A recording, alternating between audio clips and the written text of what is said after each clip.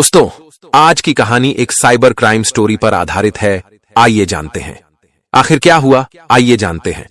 तो दोस्तों, एक कोरियर वाला एक घर की घंटी बजाता है और जैसे ही बैल बजती है, एक 58 साल का आदमी जिसका नाम रामेश्वर शर्मा होता है, वह घर से बाहर निकलता है। उसके बाद पूछता है कि भाई क्या बात है। कोरियर वाला कहता है कि साहब, आपके नाम से एक पार्सल है। जब पार्सल की बात आती है तो वह बुजुर्ग आदमी कहता है कि मैंने तो किसी चीज का कोई ऑर्डर दिया नहीं था, आखिरकार किस चीज का पार्सल है। बोला, क्या मुझे कुछ नहीं पता है, जो भी सामान है मैं तो यहां लेकर आता हूं और जिसका जिसका पता लिखा होता है उसके पते पर पहुंचा देता हूं। पूछा जाता है कि इसके अंदर है क्या। कहता है, साहब मुझे कुछ नहीं पता है, ये बॉक्स है, आप इसे ले लीजिए और इसके बदले में आपको कोई भी चार्ज नहीं देना पड़ेगा। जैसे ही उस बुजुर्ग आदमी ने उस कोरियर को लिया, उस पार्सल को लिया, लेने के बाद उसको खोला तो पता चलता है कि उसके अंदर एक नया मोबाइल था, साथ ही एक नया सिम कार्ड था। तभी उस बुजुर्ग आदमी को याद आता है कि अभी 2-3 दिन पहले एक कॉल आई थी यूनियन बैंक से। वो कह रहे थे कि क्रेडिट कार्ड का एक ऑफर निकला था, उसमें लकी ड्रॉ में आपका मोबाइल और सिम कार्ड। ये तो बात बिल्कुल सच। पूरे घर को ये बात पता चलती है, सबके सब खुश हो जाते हैं। इसके बाद उस मोबाइल में कुछ जानकारियां, कुछ ये सब चीजें जब अपलोड की जाती हैं, डाली जाती हैं, सिम कार्ड शुरू किया जाता है, तो पता चलता है कि बुजुर्ग आदमी के जो करोड़ों रुपए थे बैंकों में अलग अलग, वो सब के सब साफ हो जाते हैं। यह मामला बड़ा सुर्खियों में आ जाता है। पुलिस इस मामले की जांच पड़ताल में जुड़ जाती है। हालांकि पुलिस अभी किसी ठोस नतीजे पर नहीं पहुंची, लेकिन जब यह घटना होती है उससे कुछ ही दिन पहले एक और घटना होती है। उस घटना की गूंज भी उस पूरे राज्य में फैल जाती है। दरअसल शहर के जाने माने वकील होते हैं। एक फोन उठाना उनके लिए इतना दुखदाई हो जाता है कि वह सोचकर भी कांप उठते हैं। दरअसल न केवल यह कहानी उनकी है, बल्कि जहां जहां तक भी लोग सुन रहे होंगे, ये कहानी उनके पास तक जरूर जानी चाहिए, क्योंकि ये कहानी कई तरह का संदेश दे रही है। ये कहानी कई तरह के लोगों को सचेत कर रही है। दोस्तों, आज की जो सच्ची घटना मैं आपको सुनाने जा रहा हूं, ये सच्ची घटना है उत्तर प्रदेश के एक जिले लखनऊ की। दरअसल लखनऊ की ही यह सच्ची घटना है। शहर के जाने माने वकील की यह घटना 10 जुलाई 2024 की है। शाम के लगभग 5 बजे के आसपास का वक्त हो रहा था। वे अपनी कोठी पर आराम कर रहे थे, तभी उनके पास अचानक ही एक व्हाट्सएप कॉल आती है। वकील साहब एकदम से उठकर बैठ जाते हैं और पूछते हैं, क्या बात है, आपको किससे बात करनी है। वह लड़की कहती है, मुझे आप ही से बात करनी है। पूछा जाता है, तुम कौन हो, कहां से बोल रही हो। वह कहती है, मैं मध्य प्रदेश के भोपाल से बात कर रही हूं, नाम मेरा नेहा वर्मा है। जैसे ही नेहा वर्मा ने बातचीत शुरू की, वकील साहब को लगा कि शायद उसे गलत फहमी हुई है। वे कहते हैं, तुम्हें शायद पता नहीं है कि मैं कौन हूं। लड़की कहती है, मुझे इससे कोई फर्क नहीं पड़ता कि आप कौन हैं, लेकिन आप मुझे बहुत अच्छे इंसान लगे, आपसे बात करने का मेरा मन कर रहा है। बातचीत से पता चलता है कि वकील साहब की उम्र 70 साल के आसपास है। लड़की ने कहा, मुझे उम्र से कोई मतलब नहीं है। अब दोनों के बीच चैट शुरू हो जाती है। चैट होते होते कब बातचीत का सिलसिला आगे बढ़ जाता है पता ही नहीं चलता। तभी वह लड़की कहती है, मुझे तुम्हें देखने का मन कर रहा है। वकील साहब पूछते हैं, क्या देखना चाहती हो। लड़की कहती है, मैं बाथरूम जा रही हूं और तुम्हें भी बाथरूम आ जाना चाहिए। जैसे ही लड़की ने यह बात कही, वकील साहब को लगा कि जब लड़की खुद बाथरूम बुला रही है तो जाने में कोई दिक्कत नहीं होनी चाहिए। अब वकील साहब सीधे अपने बाथरूम पहुंच जाते हैं। लड़की जैसे जैसे हरकतें कर रही थी, जैसे जैसे वह एक एक कर कपड़े उतार रही थी, ठीक वैसे ही वकील साहब भी करने लगते हैं। इस तरह करते करते दोनों ही पूरी तरह निर्वस्त्र हो जाते हैं। यह वीडियो कॉल लगभग 7 मिनट 10 सेकंड तक चलती है। इसके बाद जैसे ही वकील साहब दोबारा कपड़े पहनते हैं, कॉल कट हो जाती है। कुछ देर बाद फिर से लड़की का फोन आता है। वह कहती है, जितने भी लम्हे थे, जितनी भी यह बातें थीं, पूरे 7 मिनट 10 सेकंड की मैंने सब कुछ रिकॉर्ड कर लिया है। लड़की आगे कहती है, मुझे पैसे चाहिए। वकील साहब पूछते हैं, कितने पैसे चाहिए। लड़की कहती है, मुझे 50,000 रुपए चाहिए। वकील साहब जवाब देते हैं, मैं तो ऑनलाइन ट्रांजैक्शन नहीं करता, इसलिए पैसे कहां से दूंगा। जैसे ही यह बात आती है, लड़की गुस्से में आग बबूला हो जाती है। वह कहती है, आपको पता नहीं है, जब यह वीडियो सोशल मीडिया के अलग अलग प्लेटफॉर्म पर वायरल हो जाएगी, तब आपकी जो प्रतिष्ठा है वह धूल में मिल जाएगी। आपके जो जानने वाले हैं, चाहे वह प्रशासन में हो, राजनीति में हो या समाज में, वे सभी आपको बिना कपड़ों के देखेंगे और आपकी हरकतें भी देखेंगे। तब आपकी जो इज्जत है वह मिट्टी में मिल जाएगी। यह सुनकर वकील साहब स्तब्ध रह जाते हैं। लड़की का फोन कट हो जाता है। कुछ देर तक वकील साहब सोचते रह जाते हैं कि आखिर यह लड़की कहकर क्या चली गई। कुछ देर बाद जब वकील साहब को होश आता है तो उन्हें एहसास होता है कि कुछ गलत जरूर हुआ है। तभी वह उस लड़की को वापस कॉल बैक करते हैं, लेकिन लड़की नेहा वर्मा का नंबर स्विच ऑफ आ रहा था। इस तरह से जब नंबर स्विच ऑफ आ रहा था, तब वकील साहब परेशान हो जाते हैं। 8 तारीख यानी कि 8 अगस्त 2024 की ये घटना होती है। 9 अगस्त बीत जाता है, 10 अगस्त बीत जाता है, लेकिन कोई ना कॉल आ रही था, न वकील साहब कॉल करने की कोशिश कर रहे थे तो कॉल लग भी नहीं पा रही थी। और इसी तरह से 11 अगस्त भी बीत जाता है। अब जब 11 अगस्त हो जाता है, तब वकील साहब को लगता है कि यह सब फेक था, कोई दिक्कत नहीं है, कोई परेशानी नहीं है, अब कोई टेंशन भी नहीं है, क्योंकि 3-4 दिन इस घटना को बीत चुके हैं। अब अगले ही दिन यानी कि 12 अगस्त 2024 को दोपहर 12:10 के आसपास का वक्त हो रहा था। एक वीडियो कॉल आता है और वीडियो कॉल को जैसे ही वकील साहब ने ओके किया, यानी कि सुनने के लिए, उन्होंने देखा तो सामने एक ऑफिसर की वर्दी पहने हुआ व्यक्ति था। वह सामने से अपना नाम बताता है और अपने आप को सुनील पांडे कहता है। वह कहता है, मैं सीबीआई से इंस्पेक्टर बात कर रहा हूं। वकील साहब, आपकी एक वीडियो है जो सोशल मीडिया पर वायरल हो रही है। आप इस रूप में बिल्कुल भी अच्छे नहीं लग रहे हैं। जैसे ही वकील साहब ने उस वर्दी पहने हुए व्यक्ति को देखा, वे डर जाते हैं, घबरा जाते हैं और थर-थर कांपने लगते हैं। तभी वो जो सीबीआई का ऑफिसर होता है, वह कहता है, आपको परेशान होने की जरूरत नहीं है। मैं दरअसल आपको परेशान नहीं करना चाहता, लेकिन मेरी मजबूरी है, क्योंकि यह वीडियो मेरे पास आया है, शिकायत मेरे पास आई है, मुझे कार्रवाई तो करनी ही पड़ेगी। इसलिए मैं नहीं चाहता कि आपके ऊपर कोई बड़ी कार्रवाई हो। जिस तरह के आप एक प्रतिष्ठित व्यक्ति हैं, आपका शहर में नाम है, इस हिसाब से आपको मैं थोड़ी सी राहत दे सकता हूं, और राहत के नाम पर यह है कि यह वीडियो। फिर वह कहता है, वो आपसे बात करेंगे। अब आप दोनों जानो कि किस तरह तरकीब से इस मामले में सेटलमेंट हो सकता है। जैसे ही सुनील पांडे का कॉल वकील साहब के पास पहुंचता है, तो वकील साहब सीबी इंस्पेक्टर सुनील पांडे को देखकर वो पहले तो डराता है, धमकाता है, उसके बाद कहता है कि तुम्हें शर्म नहीं आती, इस उम्र में तुम इस तरह से एक लड़की के सामने बिल्कुल नंगे हो जाते हो। तभी वकील साहब कहते हैं, अब जो गलती हुई है उसके लिए माफ कर दीजिए, अब मुझे बताइए करना क्या होगा। बात करने की आती है तो वो कहता है, आपको 10 लाख रुपए अभी के अभी जमा करने होंगे, और जब आप जमा कर दोगे तो यह वीडियो यूट्यूब से हटा दी जाएगी। अपनी ही पत्नी के अकाउंट से 10 लाख रुपए वकील साहब आरटीजीएस कर देते हैं, ट्रांसफर कर देते हैं। उसके बाद उन्हें थोड़ी तसल्ली होती है, लेकिन तसल्ली नहीं हुई थी, समस्या तो यहां से बढ़नी शुरू हुई थी। अब सीबीआई के जो इंस्पेक्टर साहब होते हैं, सुनील पांडे फिर से फोन करते हैं। सुनील पांडे कहते हैं, वकील साहब, एक बात बताओ, यह वीडियो आपने यूट्यूब से हटवा लिया, लेकिन पूरी तरह से सुरक्षित होना चाहते हो तो 3 लाख और जमा करने पड़ेंगे। फिर कहा जाता है कि 98,000 इस अकाउंट में जमा करने होंगे।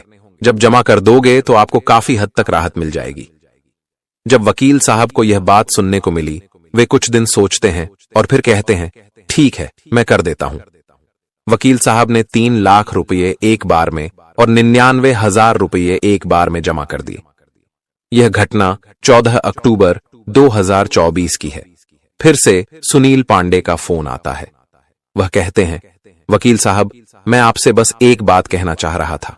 यदि इस समस्या का स्थायी समाधान निकाल दिया जाए ताकि भविष्य में कभी यह वीडियो सामने आ ही न सके, तो कितना अच्छा रहेगा। वकील साहब घबरा जाते हैं और पूछते हैं, बताइए मुझे क्या करना होगा। पांडे कहते हैं, आपको $5,000 लगभग 4,20,000 रुपए जमा करने होंगे। आप चाहें तो 2-4 बार में ट्रांसफर करें, कोई दिक्कत नहीं। 14 अगस्त 2025 को आखिरकार 20 लाख रुपए अलग अलग खातों में ट्रांसफर कर दिए जाते हैं। 16 अगस्त को फिर फोन आता है कि इस बार 10 लाख रुपए और देने पड़ेंगे, नहीं दोगे तो बात खराब हो जाएगी। वकील साहब मजबूर होकर 2 लाख रुपए और ट्रांसफर कर देते हैं। 19 अगस्त को सुनील पांडे कहते हैं, मेरे सीनियर ऑफिसर राकेश अस्थाना तक बात पहुंच चुकी है, अब मैं इसमें कुछ नहीं कर सकता, आप उनसे सीधे बात कर लीजिए। राकेश अस्थाना से बातचीत शुरू होती है और सामने से डिमांड आती है कि आपको 10 लाख रुपए और देने पड़ेंगे, नहीं तो आपको अंदाजा नहीं है कि मैं आपके साथ क्या कर सकता हूं।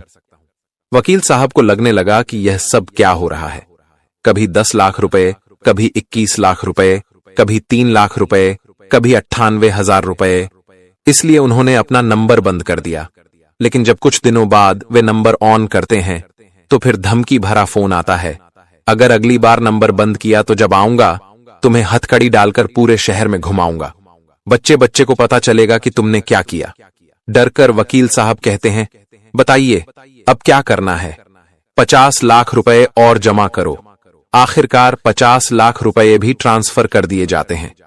लेकिन मामला यहीं खत्म नहीं हुआ था। 22 अगस्त रात 10 बजे फिर फोन आता है, फिर धमकाया जाता है और 10 लाख रुपए और वकील साहब को देने पड़ते हैं। 23 अगस्त 2024 फिर से फोन आता है, स्टाफ को भी मैनेज करना है, 15 लाख रुपए और देने होंगे। अब वकील साहब को लगने लगा कि अधिकारी मैनेज हो चुके हैं। लेकिन 2 सितंबर 2025 को फिर फोन आता है, वकील साहब, लड़की जिसने आपकी वीडियो बनाई थी उसने आत्महत्या कर ली है, अब या तो उम्र कैद होगी या फांसी। वकील साहब घबरा गए। सामने वाले ने कहा, लड़की के परिवार से मैंने बात कर ली है, 30 लाख रुपए दे दो, मामला खत्म कर देंगे। डरकर वकील साहब ने 30 लाख रुपए और ट्रांसफर कर दिए।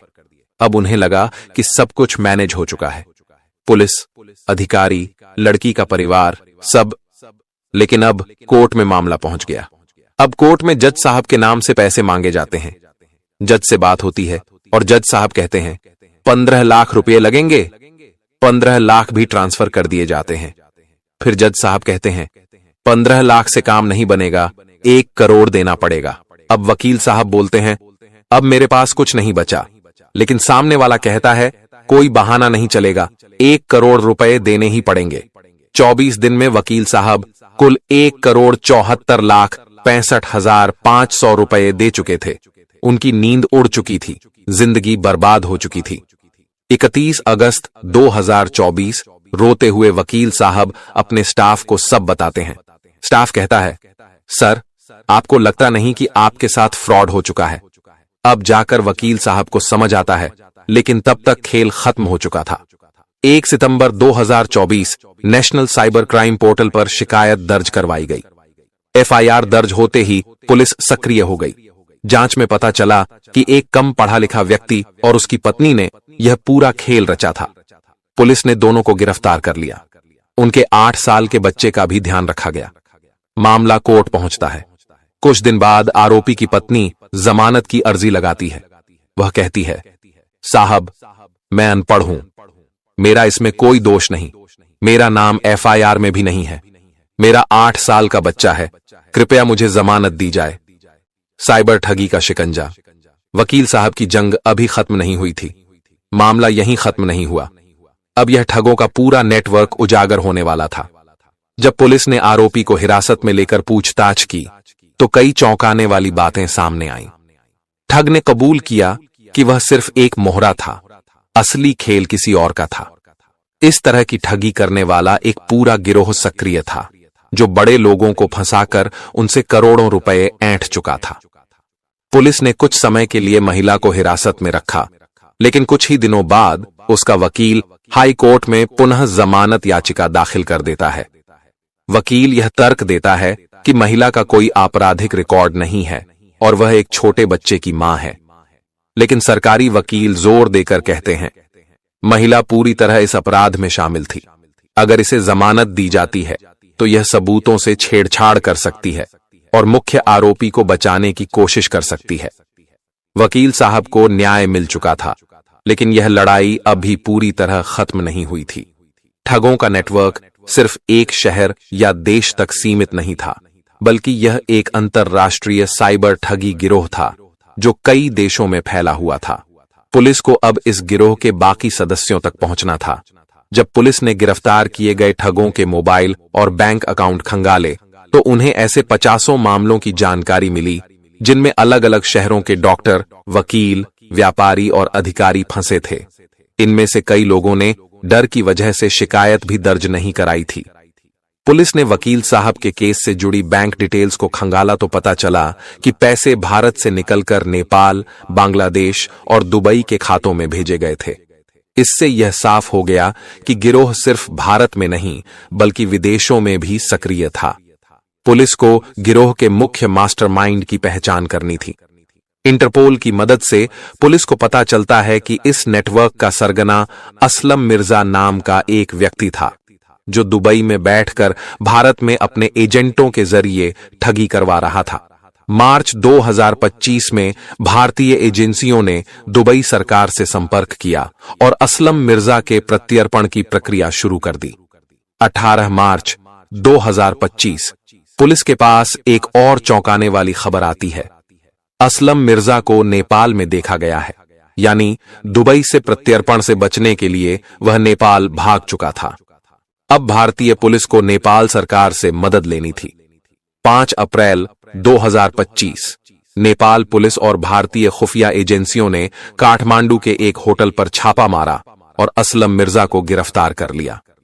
गिरफ्तारी के बाद उसे भारत लाने की प्रक्रिया शुरू हुई, लेकिन तभी एक नया मोड़ आया। असलम मिर्जा के वकीलों ने नेपाल में याचिका दायर कर दी कि उसे भारत प्रत्यर्पित न किया जाए, क्योंकि वह नेपाल का नागरिक होने का दावा कर रहा था। असलम जानता था कि अगर उसे भारत लाया गया तो उसकी ठगी के पूरे नेटवर्क का खुलासा हो जाएगा। इसलिए उसने अपने वकीलों के जरिए नेपाल में राजनीतिक शरण की अर्जी डाल दी। तब भारत सरकार ने नेपाल सरकार से आधिकारिक अपील की कि असलम को जल्द से जल्द भारत को सौंपा जाए। इंटरपोल और भारतीय एजेंसियों ने यह साबित किया कि असलम नेपाल का नहीं बल्कि भारत का नागरिक है और उस पर कई देशों में साइबर ठगी के मामले दर्ज हैं। तभी 20 अप्रैल 2025 नेपाल की सुप्रीम कोर्ट ने फैसला सुनाया कि असलम मिर्जा को भारत को सौंपा जाएगा। 22 अप्रैल भारतीय पुलिस असलम मिर्जा को कड़ी सुरक्षा में नई दिल्ली लेकर आती है और असलम की गिरफ्तारी के बाद भारत में मौजूद उसके कई एजेंट भागने की कोशिश करने लगे, लेकिन भारतीय एजेंसियों ने दिल्ली, मुंबई, कोलकाता और लखनऊ में छापे मारकर कई लोगों को गिरफ्तार कर लिया। अब यह साफ हो चुका था कि वकील साहब का केस सिर्फ एक ठगी नहीं बल्कि एक बड़े साइबर क्राइम नेटवर्क का हिस्सा था। मई 2025 में अदालत ने असलम मिर्जा और उसके गिरोह को दोषी ठहराया और उन्हें 15 साल की सजा सुनाई। ठगों के बैंक खातों को जब्त कर लिया गया और ठगी के शिकार लोगों को उनका पैसा लौटाने की प्रक्रिया शुरू हुई। दोस्तों, यह घटना सिर्फ एक डॉक्टर तक सीमित नहीं है, बल्कि हर उस इंसान के लिए एक चेतावनी है जो सोशल मीडिया और फोन कॉल्स के जरिए अनजान लोगों से जुड़ता है। साइबर क्राइम के ऐसे मामलों से बचने के लिए हमेशा सतर्क रहें। किसी भी अनजान व्यक्ति पर जल्दी विश्वास न करें और अपनी निजी जानकारी साझा करने से बचें। अगर आपको कोई ऐसा फोन कॉल या ब्लैकमेलिंग का सामना करना पड़े तो तुरंत साइबर क्राइम सेल में शिकायत दर्ज कराएं। अगर यह वीडियो आपको जागरूक करने में मददगार लगा तो इसे लाइक और शेयर करें